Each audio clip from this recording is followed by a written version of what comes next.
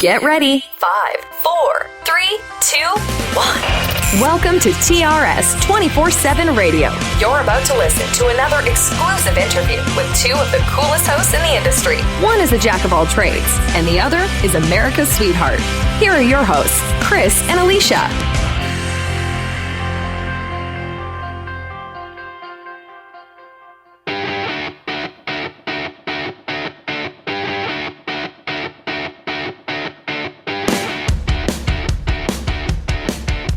Welcome back to the Rendezvous Radio Show with Cris and Alysia. What's up? Another show here. Another in-studio guest. I feel we've been hitting it out the park with the in-studio guests, huh? Especially the past 2 weeks. I feel like it's Christmas morning every Nobody day. wants to call in anymore. They love the studio. They want to just come in. They want to come in. Maybe and they mingle love with us. Maybe it's not the studio. Maybe it's us. I doubt that. Maybe you. They don't love me. I mean, I'm just... Well, I am very lovely. You are. It probably is me, Cris. Yeah, package deal. Exactly. Andrew Roth has spoken. Yes, Andrew Roth. Well, we have a special show today. This is perfect in time for the holidays. I feel like having our guest in, Michael Ricucci, which we'll talk about in a minute, from Terra Rising Records. I think this is an incredible show for indie artists, especially. Perfect time for Christmas, perfect time for everybody that's going to be starting their New Year's resolutions in the music business to have Michael Ricucci in studio. Yeah, he's got a great story and a great project as well. Mm-hmm. And it's perfect for this station because this is what we're about. We're about the independent artists. Be it the actor or the musician or the small business, Mm-hmm. That's what the station's about. Exactly, and we have actor Andrew Roth from HBO The Wire, who is also in studio as our special co-host for this segment. What's up, Andrew? Yo, good to be back. So let's introduce Michael Ricucci. How you doing, Mike? Doing great, guys. Thanks for having me on the show. Really appreciate it. You're welcome. Now, I'm going to be honest with you. Cris is the one that set this up. I guess you had some communication via Twitter, possibly? Twitter's amazing, isn't it? Yeah, it's Twitter. I mean, I got you hooked on Twitter last year. I love it. I'm like, absolutely love Twitter. I just tweeted one of the guys from The Biggest Losers, I forget his name, and he retweeted me back. Excellent. Yesterday, I was like, whoop, because that's a big show that I watch. I love The Biggest Loser. Sure. But anyway, tell us about your project here and what you're about, and you're traveling all over the place. Tell us about that. Thanks, guys. I'm actually currently on what's called the Terra Tour, which is our United States and Canadian tour that lasts from November till April. And we're filming a feature-length documentary called Universal Music Care, the music therapy experience. And we're going from town to town and showing how music is actually helping children with autism, veterans with post-traumatic stress syndrome, patients with Alzheimer's, individuals with mental health issues, and they're actually using it to achieve really lifelong goals and amazing connection abilities that allow them to interact with their world in ways that they never have before. Are you in the medical field? I'm not, actually. Oh. I'm not. I was a history major and a college baseball coach for the last 6 years. And I was a musician as well and played in a lot of different bands. But just being the youngest coach in college, NCAA level, really big burnout, and I just really wanted to get back to music, and I wanted to do something that was just a little bit different, and because people are raising money and doing different things, and all over the country that are helping a lot, but I realized that not a lot of people knew about music therapy and this really awesome science-based, evidence-based practice that's helping people heal. So I realized nobody knew about it, and one of the best ways to get a message out and get an idea into people's minds is a documentary or a film. So I wanted to go around the country and do research and meet the different people that were doing this.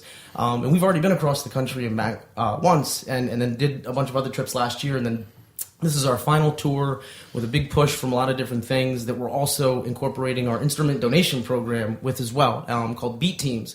We've been able to collect over 50 instruments since that was founded this past summer. And in fact, just a couple days ago, we founded Beat Teams Tri-States, which is the newest Beat Teams chapter out of the Fairfield area in Connecticut. So we're able now, we've got 10 different chapters across the country that are putting on events and finding instruments, and we're helping music therapy programs start in Columbus, Ohio. We're helping schools in New York and Virginia, in Seattle, Knoxville, and a bunch of other areas across the country. So that's been my job for the last 2 years. Amazing. 2 years, huh? Mm-hmm.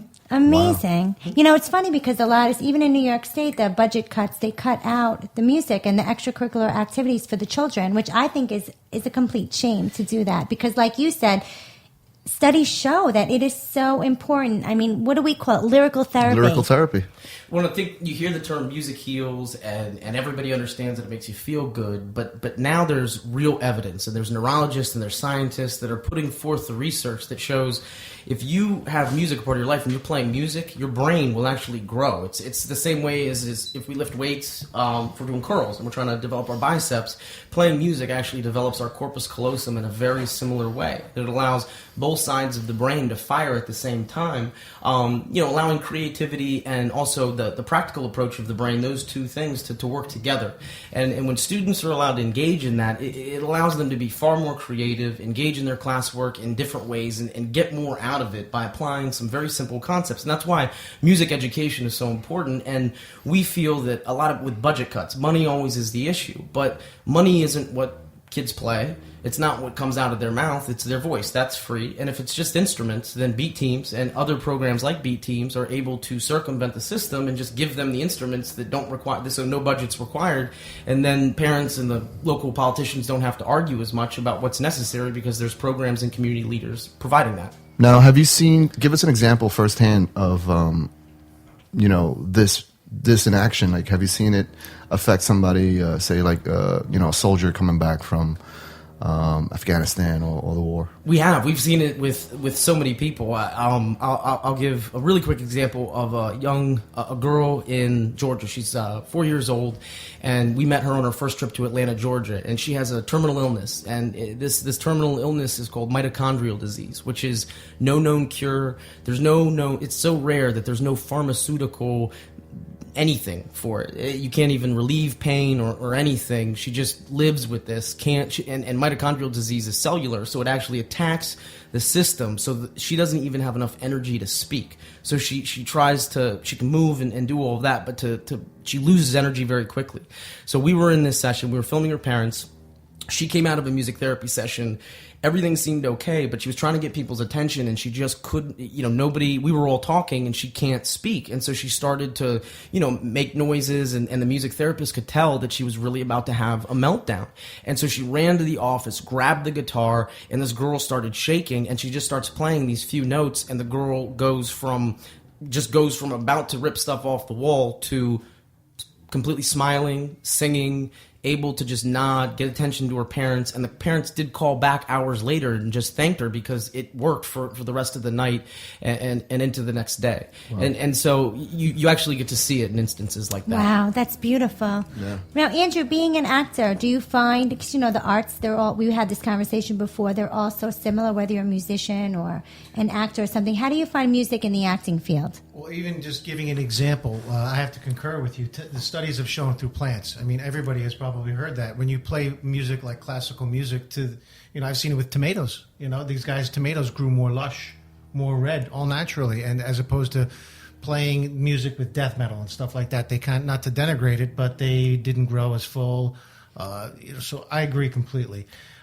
Music, it carries us away. It can transport us and take us to the other places because chords, the octaves and all of those things, they talk to us on a higher level. They're like mathematics. And if aliens were able to come down and speak to us, we could communicate through not only mathematics, but through music, because it's the same thing. It's the same spoken language.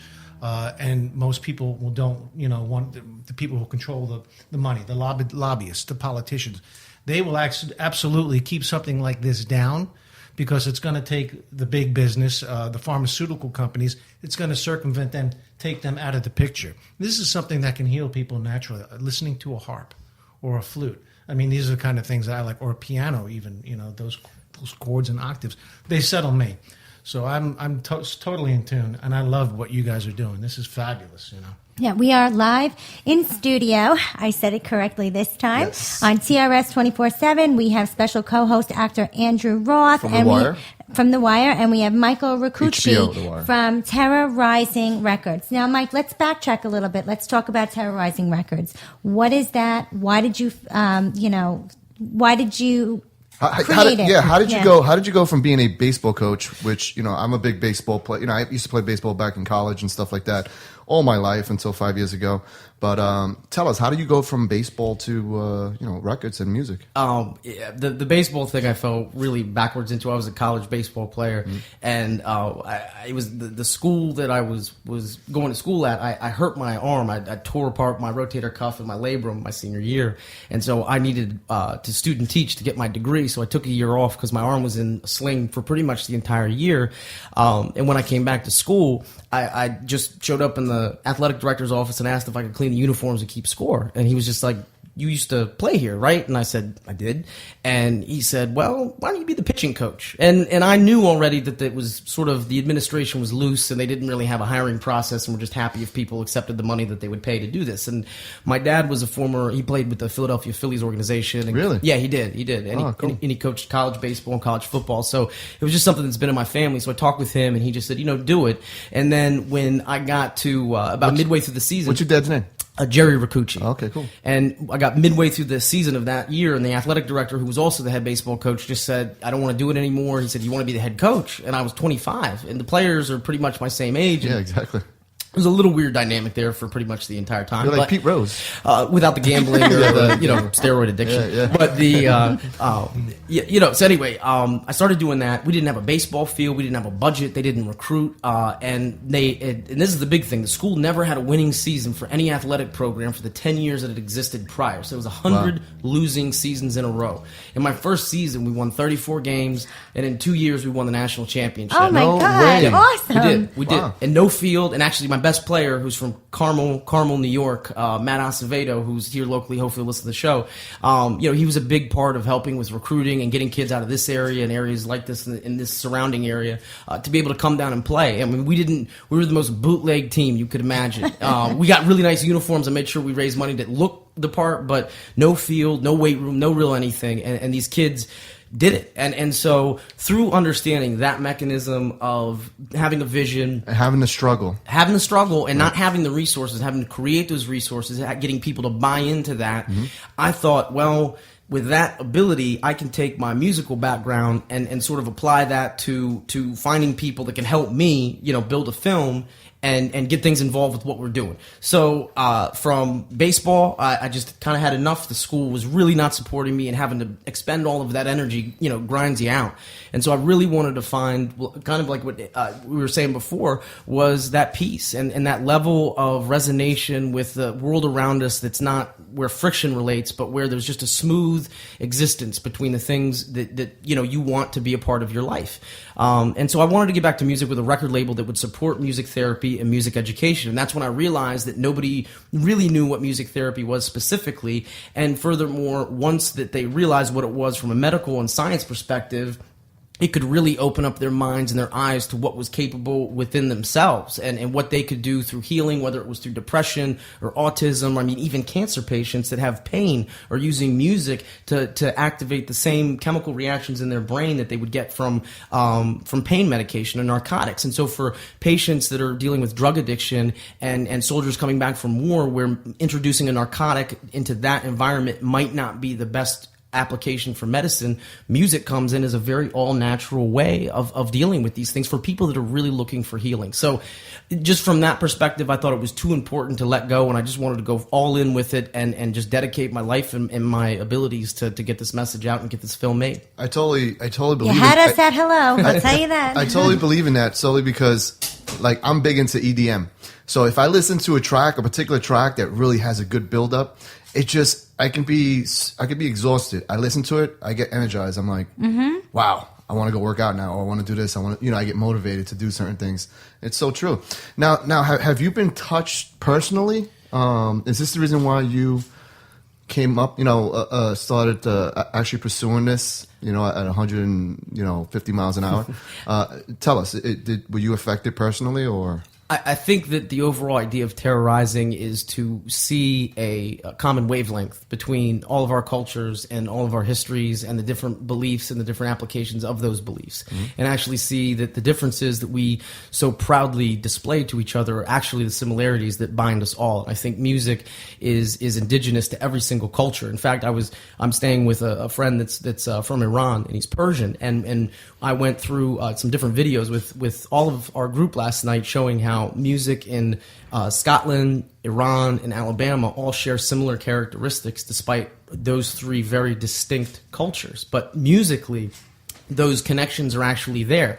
And so my growing up and the different experiences that I had in the school that I actually coached at was highly Christian. It was very repressive, Seventh-day Adventist type of religion. And so I've seen how these things don't cultivate people. They actually break them down and destroy them. So personally, it's within my mission with this company and with the projects that I engage in to see the differences in the world, all of this conflict that we have that I think is self-created through, as Andrew was saying, with lobbyists and politicians and these different things, and to show the human connection between all of us rather than the corporate connection that I think that we want to put between each other. So for me, I just don't know what else in life we have to live for other than the things that we dream to be and the things that we can put forth to make those dreams happen. So I just don't want to waste my time and waste the opportunities that I have here. And I just feel that my effort through music will at least be the part that I can put forth to be the change that I hope to see.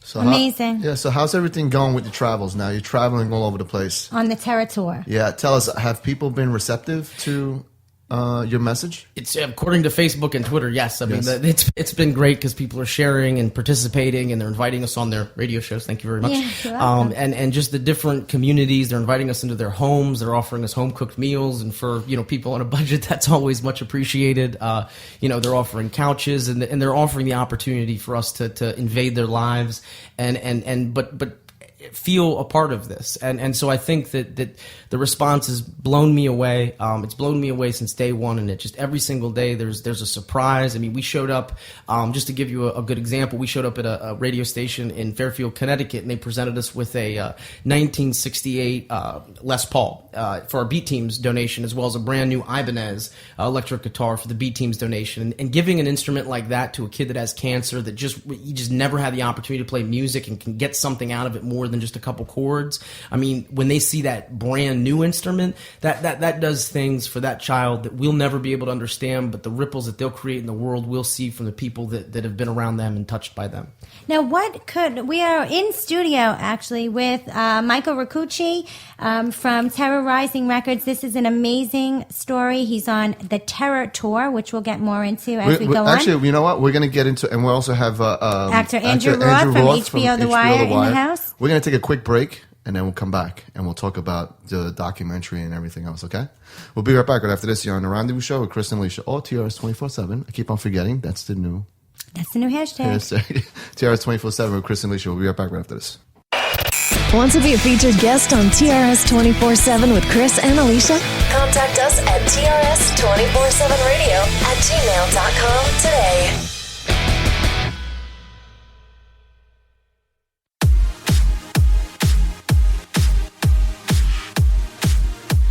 This is Alysia Stern from TRS 24/7 Radio. TRS 24/7 is a radio broadcast that airs non-stop indie music from around the world. By going to TRS247.com from your phone, your iPad, or from any internet-ready device, you can hear all genres of music all day long. To submit your music, email TRS247radio@gmail.com. It's that easy. TRS 24/7 Radio with Cris and Alysia. Music discovery at its best. TRS 24/7 Artist Spotlight. Emerging from the heart of Long Island, singer-songwriter Rick Brindle is no stranger to the music industry. Did you know that Rick learned to play the guitar after years of being a hot tuna fan and even took lessons from the band's own Jorma Kaukonen? After 30 years as an insurance professional, he is finally allowing himself to follow his musical dream. You can find Rick Brindle on Reverb Nation, Facebook and Twitter, or listen to him on rotation at TRS247.com.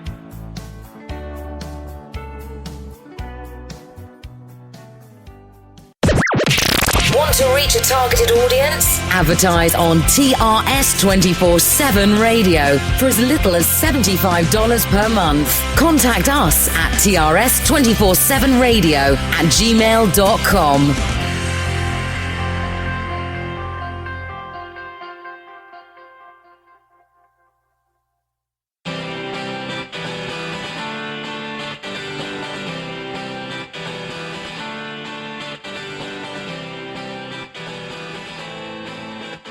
Welcome back to the What's Rendezvous up? Radio Show with Cris and Alysia. It seems like we always have cameras in the studio. I mean, first we had Andrew Roth filming a movie here a while back, right? That's right. A couple months ago, Couple months we did. ago. That was the last time I believe we saw you. We were Andrew filming Roth a from The movie Wire, here. HBO The Wire. That's right. And then we had another documentary. Everybody that comes here. We had Catching Wreck, Catching Bring Wreck. Cameras. Solomon came just this past weekend with Four all the way cameras. from Minneapolis. And Minnesota. you sound Irish or like a leprechaun. No, it doesn't sound... You don't sound like right. a snow-filled American when you say it Minnesota, like that. that's the way they talk over there. No. That's the way they talk over there. Anyway, we're in studio, Alysia. We are. We have co-host Dr. Andrew Roth, and we have Michael Ricucci from Terra Rising Records. He's got a great story. This story is phenomenal. You can find them at Rising Terra on Twitter, or you can find them at Terra Rising Records on Facebook, or terra-rising.com is their website. Phenomenal story. So tell us, you're filming this documentary. You actually have the cameras in studio here. Where are some of the places? Tell the audience some of the places that you actually went to film and the experience. Absolutely. We've already been in Maryland. We've been in Philadelphia. We filmed in Connecticut. Where exactly did you go to film? In Philadelphia, we actually met up with a gentleman named Nick Kelch, who is a world-renowned photographer, and he's been on Oprah a couple times, and the Today Show. You can see his photography in a variety of different magazines. But he actually connected with a young man who's a part of our documentary, Sam Maloney, who is a severely autistic child and has an absolute incredible story. And this young man could not... I mean, he could speak 2-word sentences basically when he was a young kid, and he took music therapy, and he's 13, and he's been doing this for a number of years now. But he actually sat down for an interview for our film in Philadelphia and answered very complex questions that just knowing where Sam came from, and I've interacted with him. He's come down to Virginia where I live. I've gone up to New York and Rochester where he lives. We met again in Philadelphia. And just seeing the growth in the past 2 years blows me away. I can't imagine what that was like, when he first started. So Sam met with this photographer, and Sam is a great example of how music therapy works. Because a lot of people think music therapy, you learn an instrument, you learn how to sing, which is true, that those happen. But with music therapy, you make a goal. So for Sam, he wanted to, speak and social interaction and get involved with the world. So he used music therapy you can learn to sing before you learn to talk, and music therapy starts from that perspective versus learning to talk and then sing. So it's funny you said that. I don't mean to interrupt you, but recently I saw something on TV where an artist said, I go to Korea, they don't know, some of them don't speak the language, but they can sing my song. That's you know what I mean? Right. That was somebody in studio. That wasn't on TV. What was that? Somebody, I don't even know. That was said in studio. Well, they go to Korea and they know their lyrics, but they can't speak English, but they can sing the song. Right. So. And it is, and that's the thing about music therapy. You can use the same mechanisms for a lot of different conditions. And some of they use with speech therapists. They have speech therapists come in and also work with the client and the music therapist, so they're bridging all of these different medical gaps. I mean, music therapists work with physical therapists, with soldiers coming back from war that are too injured to be able to lift weights. Mm-hmm. They'll use playing guitar to start building the twitch muscles and some of the different motor skills, especially with different limbs and being replaced and things like that. For soldiers that need a cardiovascular routine but they can't get on a treadmill because of their injuries, they'll use singing as a way to reform, to work on their diaphragm and being able to learn to breathe again off of a respirator. So it's amazing to see these applications work for a variety of conditions. So Sam, back to Sam, he used music therapy to learn photography, and so he would go in and use these motor skills that they would teach, through music therapy, and eventually develop into how he holds a camera. So he went from just not being able to hold a camera to taking pictures to now taking amazing pictures that can be seen on magazines. He's already been on a billboard. He has been on Nick Kelch's radio show, and just this entire child's life is opened up, and he's able to communicate. We had a live event down in Virginia at the Artisphere in February, and he came down and we had him sell his pictures. And I can walk into a majority of my friends' houses right now and see this young man's photography all over their house, not buried in a bathroom somewhere or a closet in the basement, but it's prominently shown in their living rooms and their foyers and things like that. And I know that the quality of his work is what these people are really getting into. Sure. And so that was something that was really special that we saw in Philadelphia. Awesome. Well, I have a question that I'd like to ask. How are you doing? Are you working full time and pursuing this documentary, or are you just taking this world tour to fill a dream? Yeah. This is all I've been doing for the past 2 years. I mean, I quit my job and you're on a mission. That's huge. Yeah. So you are pretty much an indie artist. You're just like Andrew. You're just like myself. I mean, let's talk about the challenges. I mean, you said some people open their home. They give you a hot meal, which I feel bad. I didn't even offer you a cup of coffee. I feel terrible right now. What's wrong with you? I know you're terrible. You did offer water. You know what it is? The interns took off today, so sorry. So, but now, where are you based out of? Like Connecticut, Ohio? Like, where are you going back to? Like, or are you? Well, that's a great question. Are you living out of your car? Like, what do you? Right now, I am. Yes, but with places to go and things like that because of the tour. But I live in Northern Virginia, just outside of Washington D.C. That's for the majority of my life. I've lived there, and but when this is done, I'm actually relocating to Knoxville, Tennessee, where my production company that's working on this with me is located. Scuffletown Promotions. They'll be doing all of the post production, and we'll be filming some narratives and different scenes because there are some pieces to this documentary that we're excited to add. That from just the filmmaking perspective, there's elements that haven't been used in documentaries in this way, and so we're going to be developing those in Knoxville, and I'm really excited about that. So I'll be down there for at least the post-production, and then after that, we're excited to go back on the third Terra tour and start screening the film and getting it to festivals and connecting with the people that can help get this film seen and heard by as many people as possible. Speaking of which, someone that actually has experience in that is our guest here, Andrew Roth from HBO, The Wire. Andrew, you have some experience in trying to get movies out there, films actually in the right hands of the right people. Yeah, and documentaries are usually the most challenging. Those are the biggest passion projects. You're making me, and you remind me a little bit of the artist Rodriguez. Have you seen the documentary? Oh my goodness gracious! It won Best Documentary last year. Finding Sugar Man. Searching for Sugar Man. I didn't see it. Masterpiece. But I mean, you have actually a similar look. But these films are there's like no money. Nothing money oriented about it, but it takes so much money to make a project like this. People don't realize how, it's really a band of brothers and sisters that come together and make these things happen. Earlier we were talking about when you're doing something like this as well, that's going to make a difference. It's going to have a big impact against big business and media and conglomerates like pharmaceutical companies. That's when the real struggle is going to come in to get this film out there. You're going to meet a lot of headway, I believe, like people who don't want it to be out there because it's gonna stop, not stop, but thwart a lot of these big businesses that want to get people addicted to that make profit pain, off of the people's diseases. Misery. Yeah. Sure, off of people's misery. And this, you're trying to uplift people. Thank God we have all these social media sites like Facebook, Twitter. Mm-hmm. You've got online sites, internet sites, Apple TV. You got Vudu, Hulu. It's kind of like it's telling the masses. They are deciding what they want to hear and what they want to see. They're getting more of a choice. And that's John Wayne Bosley with Amnesia. That's one of the things that he has shown me.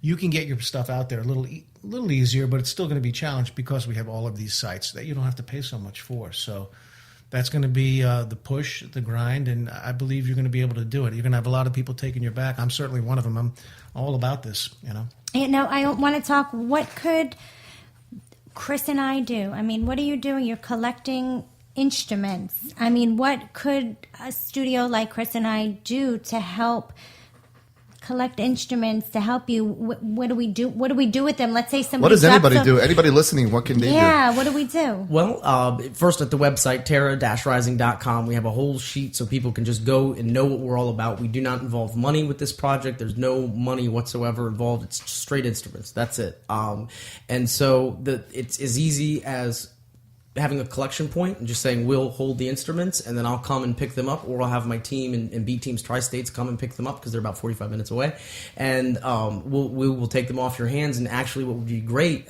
because of your location is I'd love to hook you guys up with Sunrise Day Camp, which is on Long Island. They're the only summer camp in the United States that is for children with cancer and their siblings who may or may not have cancer, but they can all sort of and it's absolutely like Disney World in the woods for these kids. It's incredible. And it's local, and I just talked to one of their music therapists yesterday, and they will be accepting instruments from us next summer. And drums, if people can donate drums, hand drums, anything like that. That's the biggest thing for us is because I'm doing this, and to Andrew's point of all of these different things, big business, big pharmaceutical companies, and the government, and all these different things. Bring it on, and because what we're doing is, I don't have a film made, but we already have over 15,000 people part of our social media networks, over 10,000 on Twitter, and we're going from town to town, person to person. I'm not trying to convince anybody of anything. I just want to present some information that allows them the respect and the time to make their decision on their own and not listen to me preach and drone on. I want to provide facts. Right. I want to provide information, and I want to get myself as far away from the rhetoric as possible because I've seen it work. I know that it works, and I believe that big business, I believe that government, and I believe that religion proves that if you get enough people behind you, that nothing can stop you. And I think that when you're doing it from the perspective of I don't want your money, I don't want the power, I don't want to take power away from you, I actually want to empower you. Bring it on. I'll live in a car for the rest of my life to go around the country, show this film however I have to, just because it matters to me. Yeah, maybe you can get me a drum set. That's inspiring. Because my mother, because I always tell a story of my mother taking my drum set away when I was 6 years old. My uncle got me a drum set. A week later, it was gone. I said, Ma, I could have been a drummer, and you took my drum set away. So if you find one, and nobody's using, I'll take it. Bring the little drummer boy out. Little drummer boy, yeah.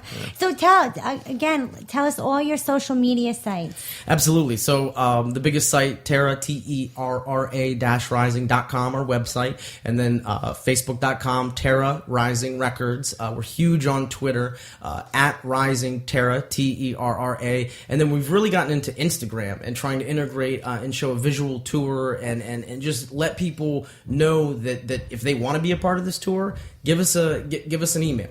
Give us something that will allow us to be able to find you and make you a part of this journey, because we don't want to let a story go that we could just be in your town already and have you be a part of it. It's big, small, doesn't matter. We're interested in finding out what you're doing with music. Okay, so when is this documentary going to be finished? Is there a date? Is there a time frame?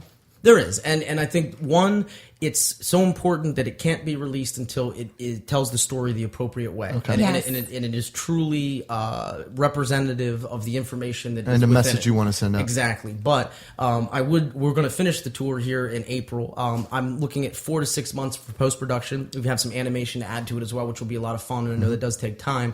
But I'd love to have this ready for November, which is the American Music Therapy's National Association's National Convention that has thousands of music therapists show up every year, and I would love to be able to present it in a private viewing for them, to be able to just to privately celebrate the contributions and the amazing. I mean, they help 1 million people. There's 5,000 of these people, and they help 1 million people every single year. And not a lot of people understand how hard and how much time they have to spend because there's so few. But I'm really trying very hard to make sure that this is there for them next November, so that they can actually celebrate it all together as one body. I am so touched right now. Yeah, no, definitely. This is beautiful. You have, what you're doing is amazing. You're living out of your car, basically. Trying to send this message out to people. Something that a lot of people don't even live in their car they hate being in their cars for longer than 2 hours on a drive. And being while you're living out of your car. But I mean, just to spread the word and spread the message, I gotta applaud you, man. I mean, it's amazing. So do I.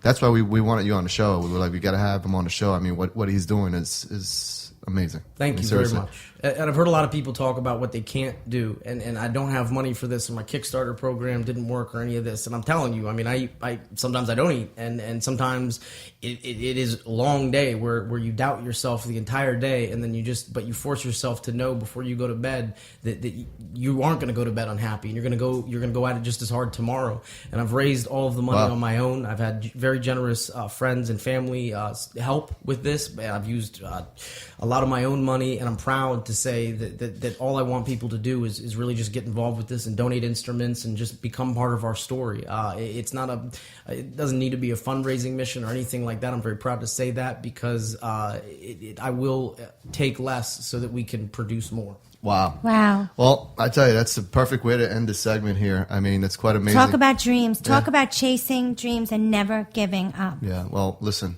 Alysia, I mean, what else can be said? I mean, the guy's amazing. I know. We're very happy that you came here. We'll spread the word as much as we can, and we'll talk afterwards about possibly collecting some instruments for you. But again, you are listening to TRS 24/7 with Cris and Alysia, in studio guest actor Andrew Roth. Yeah, we want to thank Andrew and for Michael being in Ricucci. studio.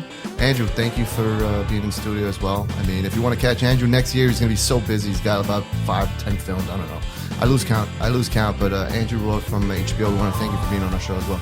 Thanks for having me, guys. Have a great day, Michael. Pleasure, Andrew. Thank you very much. All right, thank you.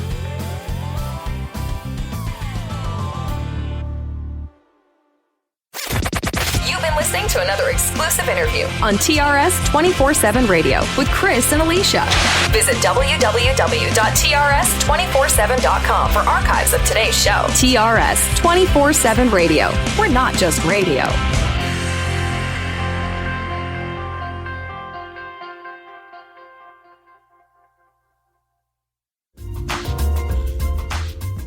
TRS 24/7 Radio is a network broadcast which showcases indie artists from around the world, as well as celebrities, reality television stars, surprise guests, and an array of musical personas.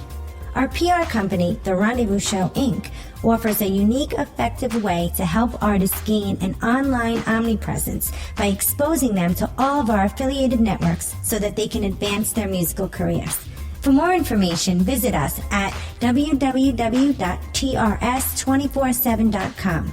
Remember, we are not just radio.